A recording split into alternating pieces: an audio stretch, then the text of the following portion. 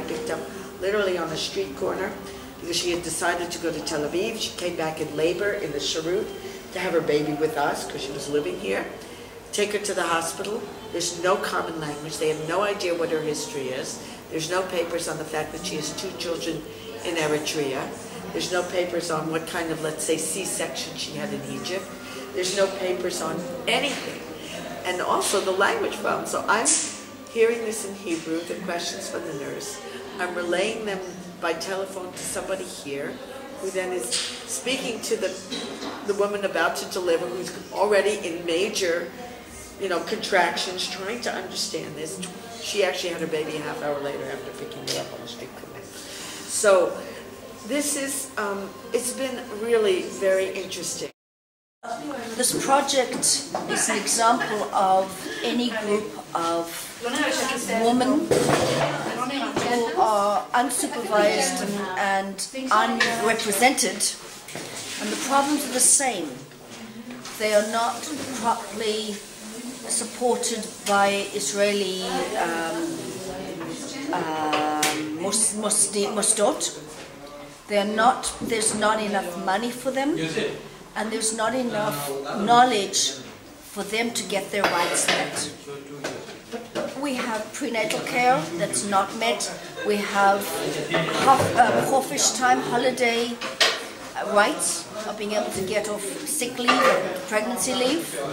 We have breastfeeding problems, and there's not enough knowledge or people available to give them the backup that they need. And this is what we're trying to help them with.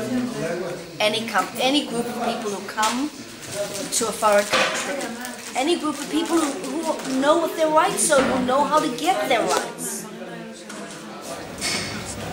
And we're a nation that knows the heartache of parents being separated from children who they may never see again. And it happened over and over and over again in the war. But this is alive. This is happening now. And we think because of everything we have, all the communication and all the knowledge and all that, somehow it's different. But I'll tell you, they're suffering in the same way. And it just breaks my heart. So the only thing we can give them right now, we don't have solutions. We just have love, care, a place of refuge. So that's why we so appreciate it. I had a baby last week, the one that Hannah was involved in, that Gomer arranged for Hannah to come. And she came to us right out of prison. She crossed the border 2 weeks before. The prison wanted her out. We had no time except when Gomer came. And this was really a gift to us, that Gomer came. She looked at her, she measured her, she took her blood pressure. And then about a week later, when we didn't like the way this woman looked, Teresa, I called Gomer. I said, her blood pressure is this. We have 2 people trained in Magen David Adom here. One of them is Jamana, who you saw. And she said, take her immediately to the hospital. Now, we also called somebody in Tel Aviv. I mean, there are other helpers, but Gomer, I feel now, with the support of this group, and that I feel just fell out of heaven for me, because I need somebody who I can bounce these things off of them.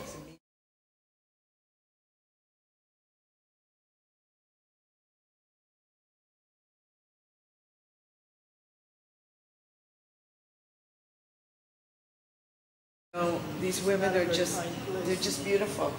They're brave and they're courageous and they're sometimes so without hope that they break down and they lose it, and we just try to give them the hope to go on.